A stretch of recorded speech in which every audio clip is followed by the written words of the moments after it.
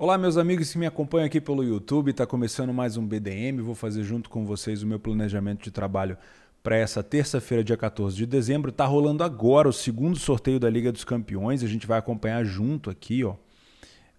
Já saiu ali Salzburg, Sporting. A gente vai acompanhar junto. Mas eu também vou comentar com vocês como é que funciona essa salada de frutas entre Europa League, Conference League e Champions League. Para quem ainda não entendeu, é bem fácil, deixei lá no meu Telegram. Aliás, não é bem fácil, mas fica mais fácil de entender a hora que eu explicar para vocês. Foca em mim aqui, a gente vai falar sobre os confrontos. As três competições da UEFA, elas são divididas em hierarquia. A Liga dos Campeões é a primeira, a Europa League é a segunda e a Conference League, que surgiu esse ano, é a terceira. Os dois primeiros colocados de cada grupo da Liga dos Campeões vão direto para as oitavas de final dessa competição. O terceiro colocado, ele é desqualificado, ele desce uma competição, ele vem para a segunda mais importante, que é a Europa League.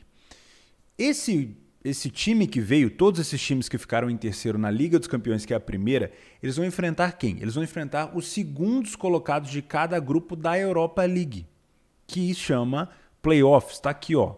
O Sevilha desceu da Liga dos Campeões, a Atalanta, o Leipzig, o Barcelona, o Zenit, o Dortmund, o Sheriff Tiraspol e o Porto vieram da Champions League, terceiros colocados de cada grupo. E eles foram sorteados junto com os segundos colocados de cada grupo da Europa League para fazer um playoff. Está aqui o playoff definido. O Porto pega Lazio, o Sheriff pega o Braga, o Zenit pega o Betis, Dortmund e Rangers, Leipzig e Real Sociedad, Barcelona e Napoli, Atalanta e Olympiacos, Sevilha e Dinamo Zagreb. Esses são os playoffs. Não são oitavas de final. Os vencedores desses confrontos vão participar de um novo sorteio dia 25 de fevereiro de 2022 para definir as oitavas de final com os líderes dos grupos da Europa League nesse momento. Entenderam?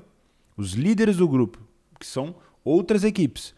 Os times que desceram da Champions estão enfrentando num sorteio, nos playoffs, os segundos colocados de cada grupo da Europa League. E aí os vencedores participam de novo de um sorteio para definir as oitavas de final da Europa League com os primeiros colocados de cada grupo. Deu para entender? A mesma coisa acontece na Conference League. Tá aqui os confrontos da Conference League, os playoffs antes. O que acontece? Os terceiros colocados de cada grupo da Europa League, que é a segunda competição, desce para disputar um playoff com os segundos colocados de cada grupo da Conference League, que é a última liga da UEFA.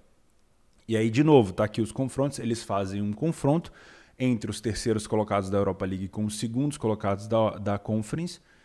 Os vencedores pegam os primeiros colocados de cada grupo da Conference. E também vai ser definido esses confrontos no dia 25 de fevereiro de 2022. Deu para entender? Está aqui os confrontos. Marseille, Fenerbahçe, Leicester, Sparta, PSV, Midtjylland, Celtic e Rapid Viena vieram da Europa League, uma competição acima, e vão enfrentar Karabag, Slavia Praga, Renders, Partizan, o Maccabi Tel Aviv, PAOK, Podoglim e o Tottenham ou o Vitesse, porque esse jogo entre Tottenham e Vitesse foi adiado por conta de Covid. No grupo do Tottenham, eles vão ter que fazer de novo. Se eu não me engano, o Tottenham tem 7 pontos e o Vitesse tem 10. E eles vão se enfrentar para ver quem passa para pegar o Rapid Viena. E nesse momento que eu estou comentando com vocês, está rolando o confronto, o segundo sorteio da Liga dos Campeões. Vamos ver. O Salzburg vai pegar o Bayern de Munique. O Salzburg vai enfrentar o 6 vezes vencedor Bayern de Munique. O Sporting vai pegar o Manchester City. Manchester City e Sporting. Olha, difícil. O Benfica vai pegar o Ajax. Também um adversário muito difícil para o Benfica. O Chelsea vai enfrentar o Lille de novo. Repetiu o confronto do sorteio das 8 horas da manhã. O Atlético de Madrid vai enfrentar o United. Olha aí, ó, o Cholo Simeone vai enfrentar o Cristiano Ronaldo de novo. Tiveram um confronto lá pela Juventus, onde no primeiro confronto foi 2-0 para o Atlético, e aí o Cristiano Ronaldo lá em Turim conseguiu dar a volta no placar. E tá rolando ainda o confronto. Eu não posso mostrar aqui em cima, porque daqui a pouco mostra a transmissão e pode dar problema no meu canal, tá? Mas por enquanto a gente já tem definido Salzburg e Bayern de Munique, Sporting e Manchester City, pedreira para o português Sporting. Benfica e Ajax também acho uma pedreira muito grande. O Ajax vem muito bem, mas o Chelsea pega o Lille e o Atlético de Madrid vai pegar o United. Daqui a pouco eu volto. Vamos fazer o nosso BDM dessa terça, dia 14. Eu estou gravando na segunda, meu dia de folga, pelo menos do trade. Eu vou confessar para vocês que foi um final de semana muito fraco de trade. Eu acompanhei todos os jogos que eu queria acompanhar, dei poucos cliques, encontrei poucas oportunidades. Né? Eu poderia listar aqui para vocês dos jogos que a gente tinha separado. O Napoli não deu padrão de superioridade contra o Empoli. Pelo contrário, o Empoli venceu o jogo contra o Napoli. O Napoli, na minha opinião, ele tem mais time do que o Milan para brigar pela liderança do italiano, mas para mim, falta no Napoli repertório.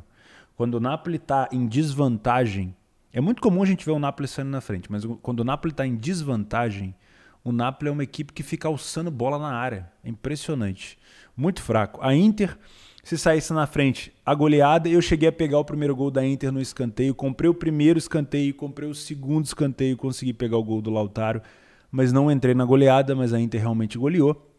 E o Benfica com uma odd de 1,60 contra o Famalicão entrou num ritmo absurdo contra o Famalicão. Deu para pegar o primeiro gol do Benfica.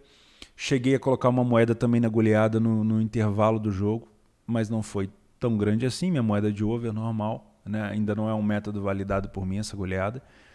E também deu para pegar a goleada do Benfica, se bem que o Benfica, depois que fez os 2-0, ele dormiu, poderia ter tomado o empate. Mas aí voltou para a segunda parte, o Jorge Jesus deu um couro nos caras no vestiário, eles voltaram a jogar. Real Betis e Real Sociedad, o Betis meteu 4-0 na Sociedad, vale a pena ficar de olho nesse Betis, né? Vale a pena ficar de olho nesse Betis. Um time que fez bonito contra o Real Sociedad. Era um time que muita gente me chama a atenção para acompanhar. Ofensivamente, eu não tinha prestado atenção em quão eles são bons. O Greuther Fürth conseguiu a sua primeira vitória na Bundesliga 1, vencendo União Berlim. A gente achou aqui que o União Berlim teria mais facilidade. O primeiro tempo jogou muito, muito, muito fraco. O Greuther Fürth não quis jogar. O Greuther Fürth saiu na frente num gol de bola parada e o União Berlim tentou empatar, tentou virar. Eu estava em busca dessa recuperação de resultados sem sucesso. O Frankfurt saiu perdendo de 2-0 para o Leverkusen e meteu 5-2. Olha o Frankfurt ressurgindo na Alemanha. Muito bom. A Atalanta conseguiu uma virada para cima do Verona, uma virada que deixa a Atalanta muito próxima da liderança do campeonato também. A Inter assumiu a liderança ontem e a Atalanta vai em busca também dessa Série A. Para mim, Atalanta e Inter têm muito mais elenco do que o Milan, por exemplo, que estava na liderança e agora perdeu. Sassuolo novamente aprontando. Quem não gosta do Sassuolo não é bom sujeito, né? Ou não entendeu ainda o que o Sassuolo pode oferecer. Sassuolo saiu atrás da Lazio e virou o jogo no segundo tempo. E o Porto venceu o Braga. Esse jogo aqui eu não consegui acompanhar. Foi aniversário ontem do meu pai, 63 anos. Fui lá participar um pouco desse dia com o meu velho. Beleza? Então, um fim de semana fraco. Terminei em prejuízo no sábado.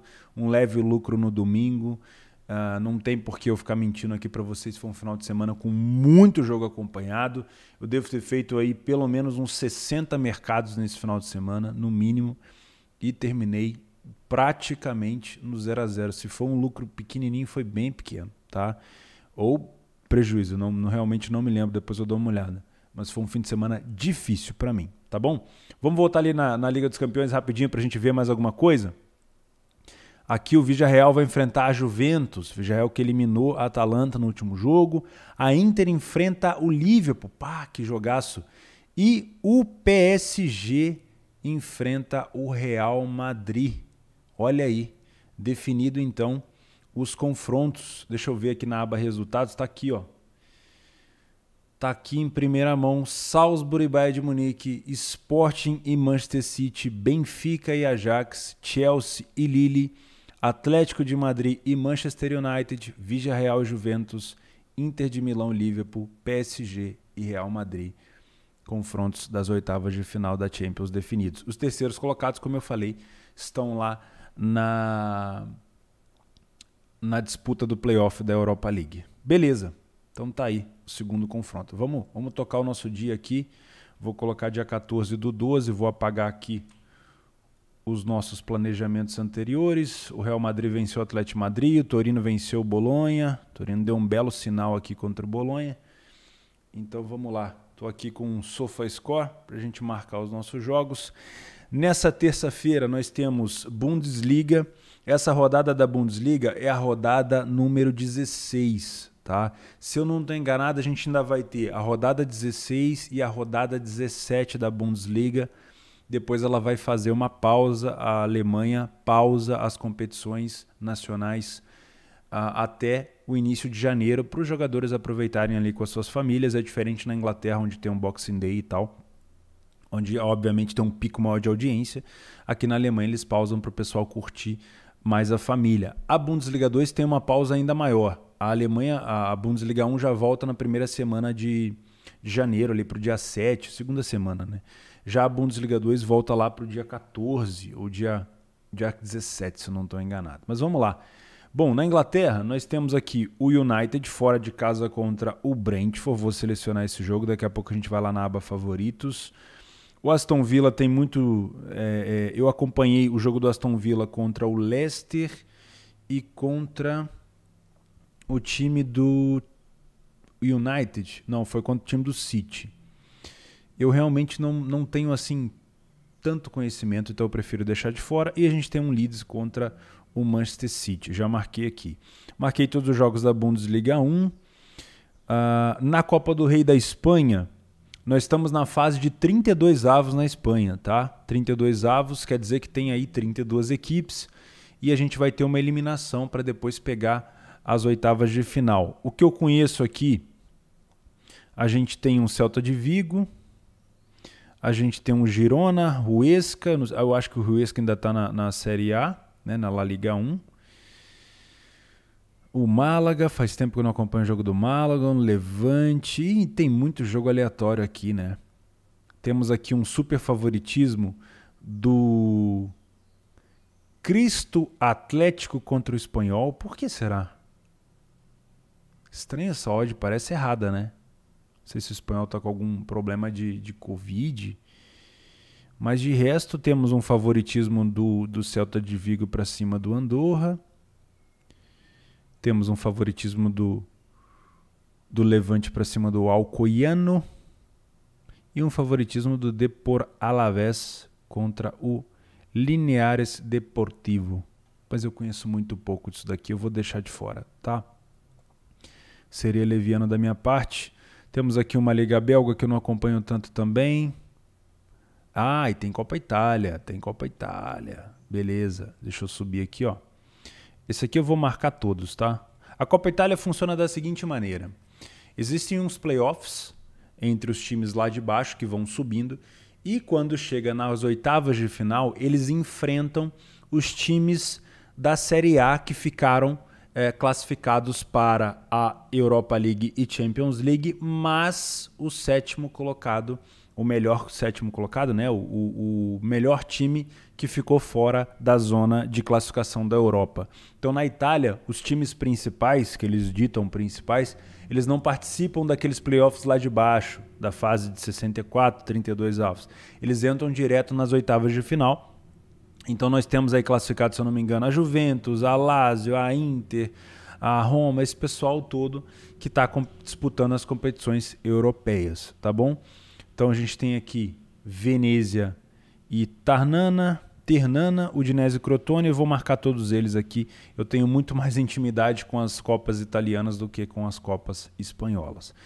Deixa eu vir então aqui para a parte de favoritos, para ficar mais fácil de comentar. Hoje a gente tem Roma e Spezia, provavelmente eu não devo fazer.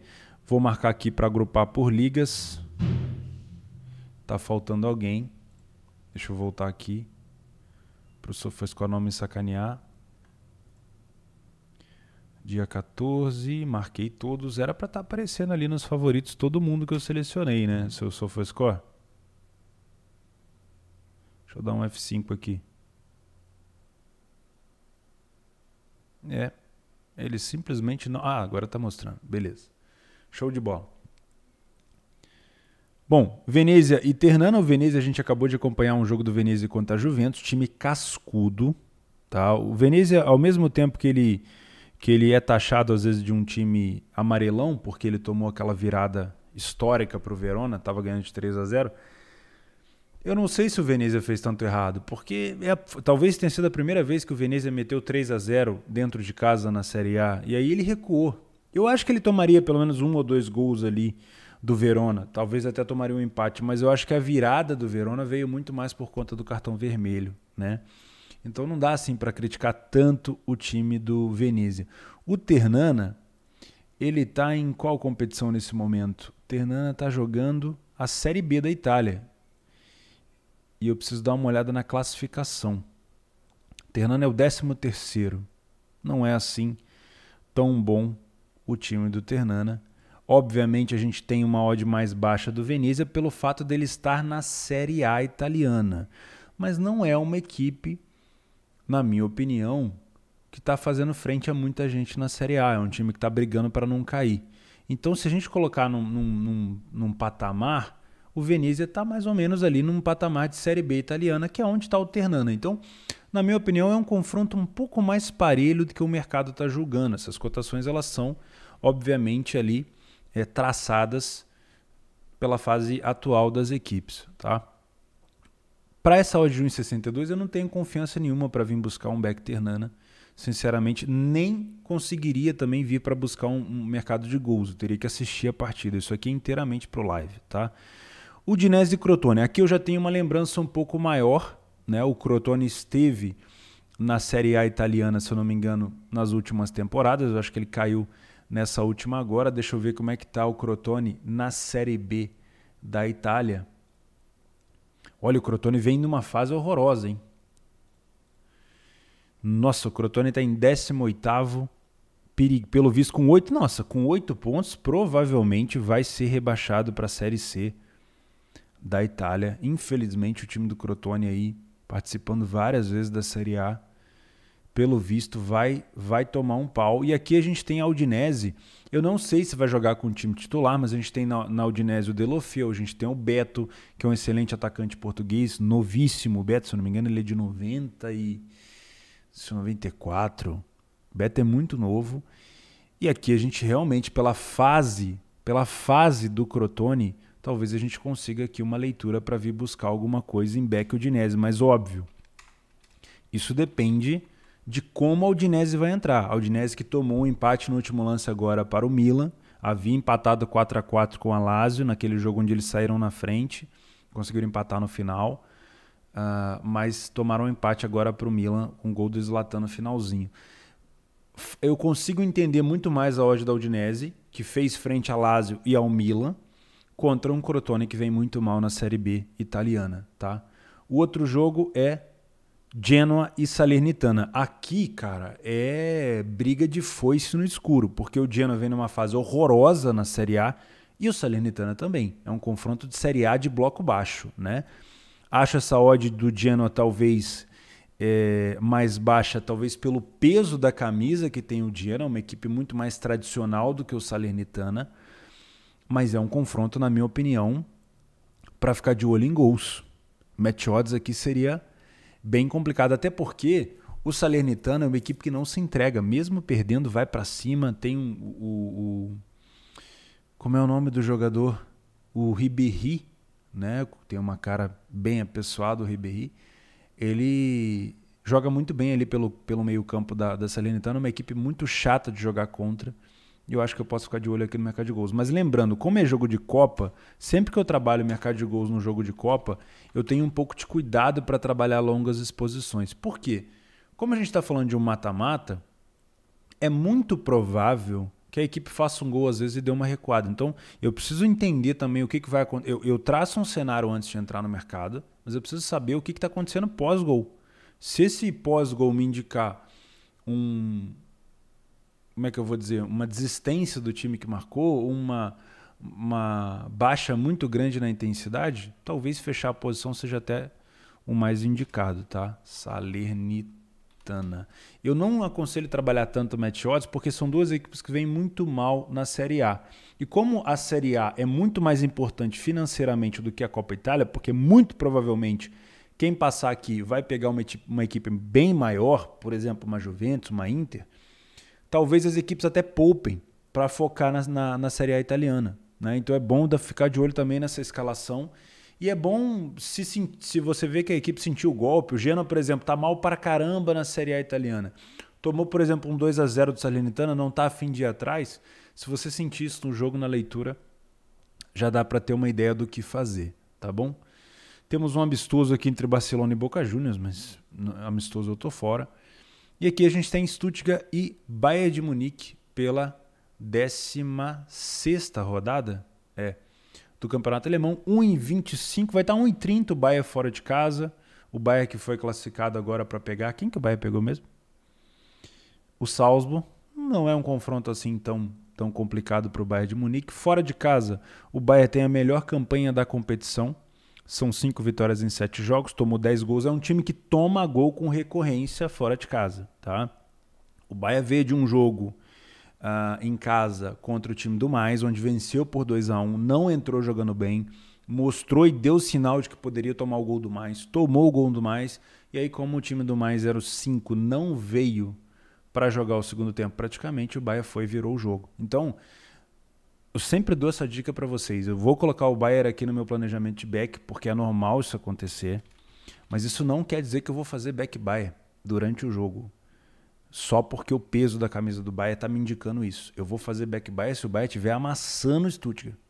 E o Bayern é um time que quando ele vai marcar, ele dá sinal. E quando ele vai sofrer, ele costuma dar sinal. É muito difícil a gente estar back Bayern e tomar um gol no contra-ataque. Só se o Bayern tiver com pouca marcação-pressão. Os momentos do Bayern são muito fáceis de ver. É muito mais fácil você ler o jogo, assistir o jogo, do que você ficar confiando só em peso de camisa.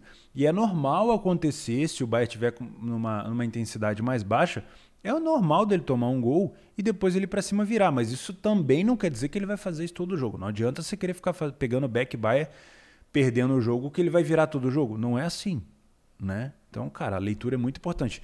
Isso aqui não é canal de tip, eu não vou te dar uma entrada aqui. Eu estou te dando um cenário, eu trabalho ao vivo. Então, se eu tiver leitura para fazer back Bayern, provavelmente eu vou estar por ali, tá? O Stuttgart, nas últimas 3 partidas, ele vem invicto, tá? Se eu não estou enganado, ele venceu o time... Eu preciso dar uma olhada aqui. Eu sei que ele empatou em casa com o Hertha Berlim. Vamos dar uma olhada, ó. Stuttgart vem de uma vitória contra o Mainz, dentro de casa. Dentro de casa, de novo, empatou com o Hertha Berlim, quase tomou a virada.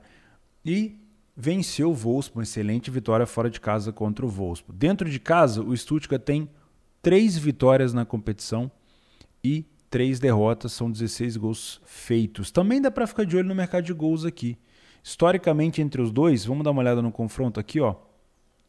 4-0, 3-1, 4-1, 3-0, 4-1. Também dá para ficar de olho no mercado de gols, mas inicialmente eu venho para trabalhar um back Bayern de Munique. Se o Bayern tiver uma intensidade extremamente alta e marcar e sair na frente, talvez até uma goleada do Bayern. Vamos ver. Segundo jogo do dia é Mainz contra o Hertha. É muito importante a gente saber diferenciar o Hertha Berlim em casa e fora de casa. Por quê? Vamos dar uma olhada aqui, ó. No geral, o Hertha Berlim tem uma das piores defesas da competição. Ele só perde para o time do Greuther Fürth. O Hertha Berlim tomou 29 gols. Só que a gente pensa, aonde que ele tomou esses gols? Dentro de casa não foi. O Hertha tomou dentro de casa apenas 7 gols nessa competição. Isso quer dizer que fora de casa o Hertha sofre 22 gols. É um dos times que mais sofre fora de casa. E marca poucos gols. Então, o que eu posso esperar do Hertha fora de casa? Um time que marca pouco, 1 gol por jogo, e sofre quase 3 gols por partida. Já o time do Mainz, dentro de casa, é um time que marcou mais ou menos uns 2 gols por jogo e sofreu pouquíssimo. Então, eu tenho, frente a frente, uma excelente defesa do Mainz contra uma defesa fraca do Hertha e um excelente, não vou dizer excelente ataque, vai... Um ataque bom do Mais contra um ataque não tão produtivo do Hertha. O Mais, dentro de casa, marca o dobro de gols que o Hertha consegue marcar fora de casa. entende? Isso sim indica um favoritismo. O mercado dá pra gente uma odd de 1,80? Eu acredito que pelo que a gente acabou de analisar seja mais ou menos por aí. Talvez eu colocaria essa cotação do mais um pouco mais próxima de 2, tá? Por quê? O jogo contra o time do Stuttgart, onde o Hertha também jogou fora de casa, o Hertha tomou 2 gols inicialmente e foi buscar um 2-2, principalmente nas bolas aéreas.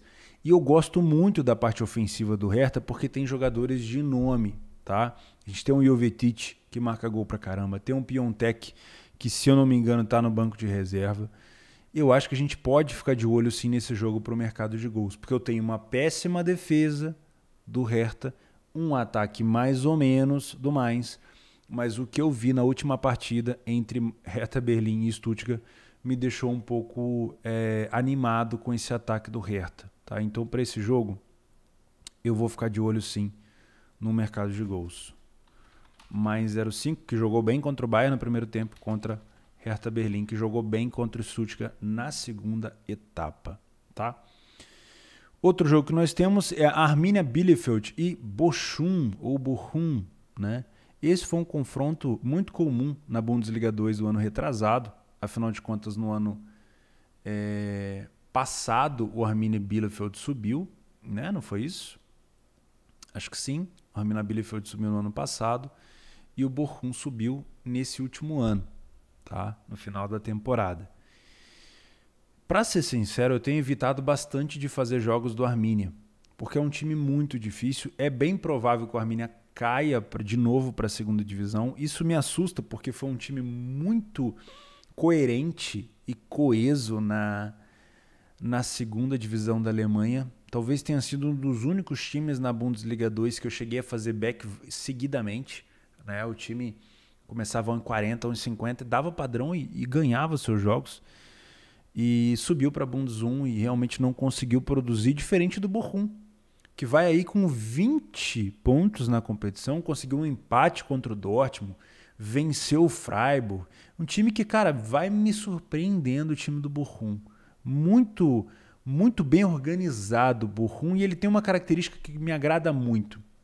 Além de ter uma boa bola aérea, que é importante na Bundes, tanto na 1 quanto na 2, é um time que, quando está vencendo, ele não só se defende, ele contra-ataca muito bem.